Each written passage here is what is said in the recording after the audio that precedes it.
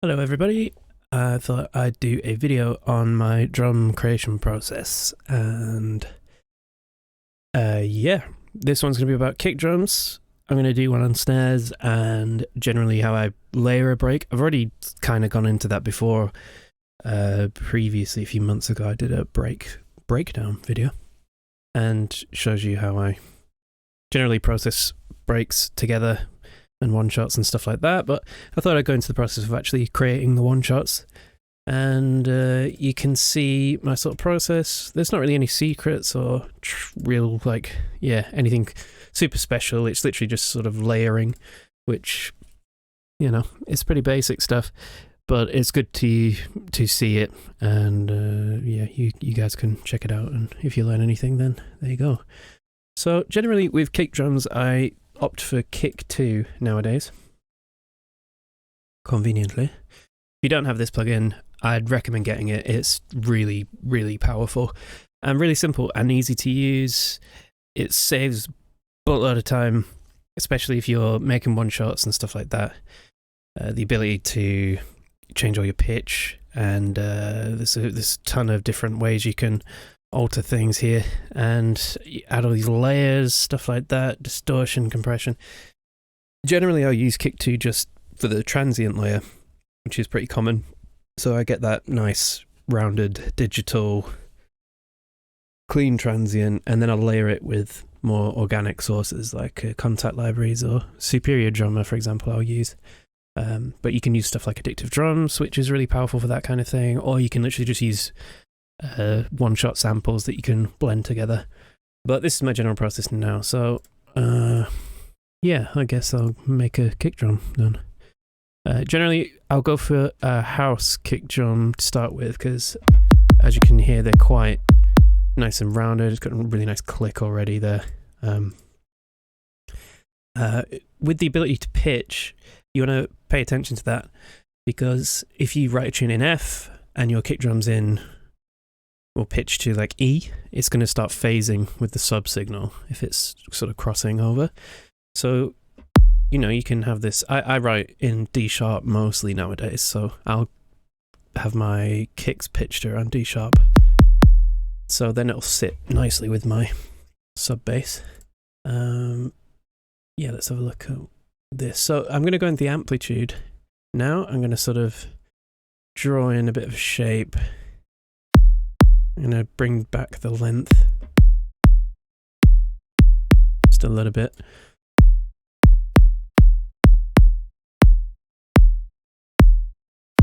Yeah, that sounds good to me. Literally just something simple like that. And I'm going to route this into the mixer. First step, I always go for a bit of EQ and roll off sort of subby low end. I might actually shorten that a little more. Okay, so kind of low, bit of a low cut here, just rolling off. I'll do a little boost around 100, little dip around 300, because this is kind of like a problem area generally, so I'll just dip that a couple of decibels, and sometimes I'll do a little shelf here like that. So that's nice kick drum. I mean, I haven't really done anything, it's a preset at the end of the day, but you know, there's tons of different presets to sort of play with here, which is really helpful, and you can load your own in as well, and then you can start playing with these little layers too. So that's my transient layer, which I'm pretty happy with. So I'm gonna make a new layer, just call it kick, put it in here. I'm gonna draw in just a note. Here I've got my sidechain set up as well, so this is my sidechain here, my sidechain signal, which I've gone over in my previous tutorials. So I'm going to route all the layers through that sidechain, so it's got a nice rounded attack, and then it has a nice sort of organic ambient feel to it afterwards. So let's load up, let's just go with Superior Drummer. Simple and easy. I'm going to load this into the mixer as well. I'm going to start off with, actually, this is really quiet, so I'm going to just put on a little compressor here. If I can find it. I've got too many plugins. Here we go. peak clip and just use this as a makeup gain rather than actually compressing anything. So this is my ambient layer. So I'm going to just... Where's the note? There it is. Another tip for this kind of thing, especially if you're using Superior Drummer, you want to turn off the randomize functions within the Kontakt library. So these are there just to, well, kind of give it a live feel, so there'll be little fluctuations with the velocity and stuff like that. So you kind of want to turn that off because you're working with one shots anyway, so you want it to be pretty consistent. So at this point, I just want to dial in a velocity that I'm happy with, depending on what kind of kick I want. If I want like a super aggressive kick, then I'll go for a pretty aggressive velocity, and if not, then I'll go down here and have a bit of a softer, you know, a bit more subtle kind of feel, but I'll kind of go a bit heavier here. About there, that sounds good. In the microphone section of this, I'm just going to look at these mics here. These are like the ambient and overhead mics. So I'm going to tweak those a bit and just pull those back so I get a bit more of a dry signal to work with. You could pull that out completely, but then the whole point of this layer is that it's an organic, like ambient layer. You don't want to have a completely dry signal because you've already got that here in your transient. So here you can go really crazy. You can put shitloads of effects on, loads of distortion, go crazy with it, you know, give it a bit of character, but I just want a bit of a dry signal here to work with, so I'm going to pull down the ambiences slightly, maybe a bit of the overheads too. Maybe put those back in slightly. Yeah, that sounds good to me. And again, first step, always EQ. I'm going to just cut out the low end a little bit, just clean up that low end, bit of a boost here, bit of a dip, something like that. And then I'll go for some saturation, usually either Decapitator or Saturn, or you could use something like Trash or just any kind of distortion plugin, really will work fine for this. So Saturn's good though, because you can add a ton of different bands with different characteristics and stuff like that. So generally I'll kind of go for something like this, where I've got a nice, a little distortion on the... I'll turn off all these, the drive on these actually. So I'll drive the high end a bit and bring up the presence slightly with a gentle saturation. So drive that a bit. I'm getting a bit of, ooh, get rid of that. Getting a bit of, here we go. There we go, that should be... Yeah, consistent now. I was getting a bit of variation with the velocities like I was talking about before, so.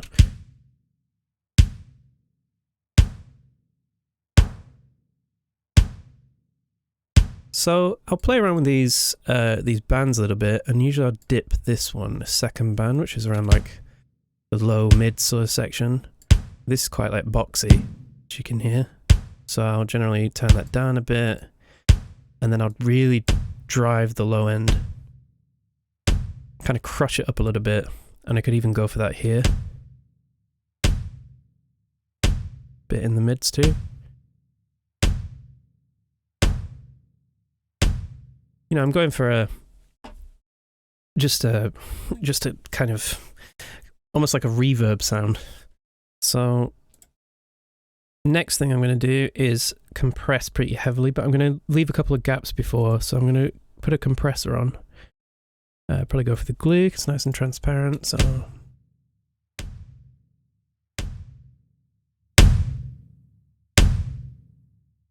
Something like that.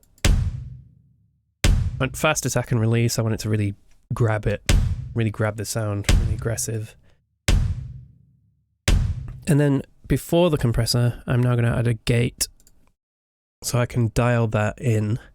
I'm happy with the level of compression, but I'm not happy with the tail of this of the layer here, so I'm going to dial in this gate until I feel like it's just a tiny bit shorter, really.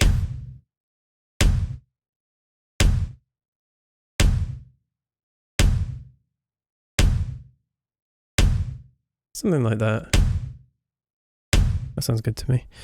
Okay, and then after the compressor, I'm going to add a reverb, but this is kind of like a convolution reverb, putting it in a room. It's already in a room within Superior Drummer, but I'm kind of just going to dial in some more characteristics here.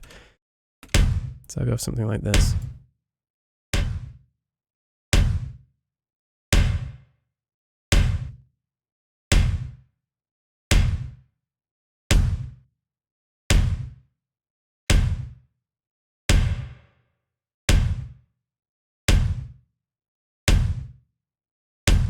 Yeah, that sounds cool.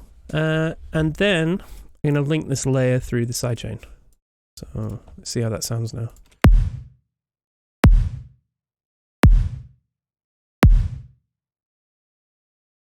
So yeah, this sounds pretty cool.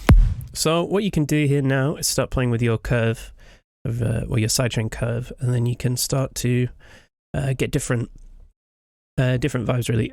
Something like this kind of curve where it's pretty extreme in terms of the sidechain, you're going to get more of an aggressive kind of sound, whereas if you pull this back and don't really have any sidechain and just have the most minuscule amount so that you let the transient through and that's it. Like that's a bit more natural sounding. Whereas if you go for something like this,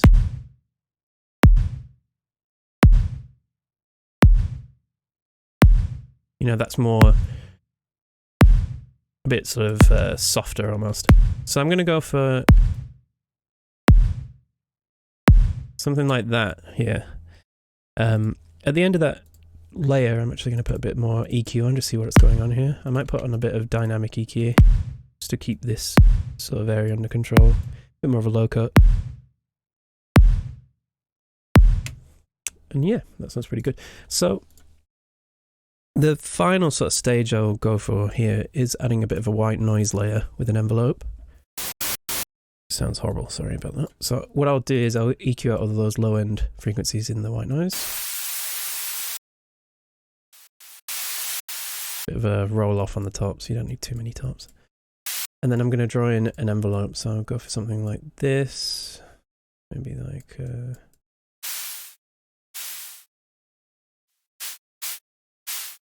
yeah, like that. That sounds good. So I'll layer that alongside this. And again, I'll link this through the sidechain. I'll route that through the sidechain, sorry. And this basically is just adding a kind of, yeah, that high-end texture, just filling out the spectrum a bit more. And giving it kind of like hi-hat sound on top of it. You can be really subtle with this. Again, you can do some pretty cool stuff with this layer, so I like to... you could go for a gross beat here, and go for this, like, oh, what's it called? Is it here? Yeah, this tremolo sort of thing. Is it working? Why is it not working? Why you not work, please? There we go. Something like that. And again, once you've got your mixer chain set up like this, you can even start flicking through and trying out different layers within the Kontakt library you're using, or layering even more things, or then you can, you know, you can play around with your saturation and stuff like that.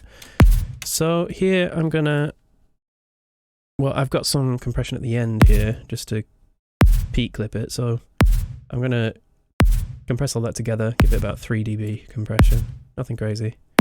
Bring it up a little bit to just below 0, and then yeah, I'm gonna put this into Edison, check I'm not phasing or anything like that. But yeah, that looks pretty good. I mean, because I'm sidechaining these other layers and there's not really any low end in the other layers anyway, I'm not really getting any phasing. But you can get phasing. So for example, if I left all of this this low information in on the layer that I've added, then you'll see that it actually starts to phase quite a bit. So if I go something like that, which actually sounds quite cool, and maybe the sidechain's a bit more like this, which yeah sounds really aggressive obviously, so I'll turn this down a bit so you get a bit more of a balanced sort of view of it. So this is the previous one, which I'll, you know, might as well save. So trim side noise. There we go. So there's a kick. So kick to bounce. Okay, so then I'll record this one and there'll probably be some phasing. You know, here, as you can see, if I trim side noise again, There's a bit of weirdness going on here. There's not really much phasing, I guess. It's pretty much aligned, but yeah, the shape's affected pretty extremely. You got this like really this small curve here, but generally you want to have like a nice sort of curve outwards, so it's like sort of flat at the top and then just curves out nicely. This is the stuff you want to just pay attention to and think like, okay, maybe my transient layer here is a bit too quiet, or this transient, not the transient, this this addictive layer is pretty much too loud. So those are things you want to pay attention to. But this is why I started using Kick2 to begin with, it gets rid of a lot of the issues with phasing and stuff like that, especially when you're creating these one shots. And as I know this kicks in D sharp, I should probably label it, it's in D sharp. So then I drag it into a plugin, drag it into a project, and then it's not phasing or anything like that, so you don't have to worry about it. So yeah, I hope you found that interesting. Generally from here, I'll just start switching out drums and stuff. So I'm gonna let's dial this sidechain back in, so then I can start changing the kick drum here, this kick drum layer. I get these interesting different textures. If I'm happy, especially with this original transient layer, then you're just playing around at this point. That's pretty much it. So hope you enjoyed that. I'm going to do another one about snare drums and then general break processing and stuff as well later on this month. But before that, if you want to check out, I did a little layering break rundown. It was from Still, actually, the track from way back when. That's on my Patreon if you want to check that out. And I'll see you in the next one. So thanks a lot and catch you soon.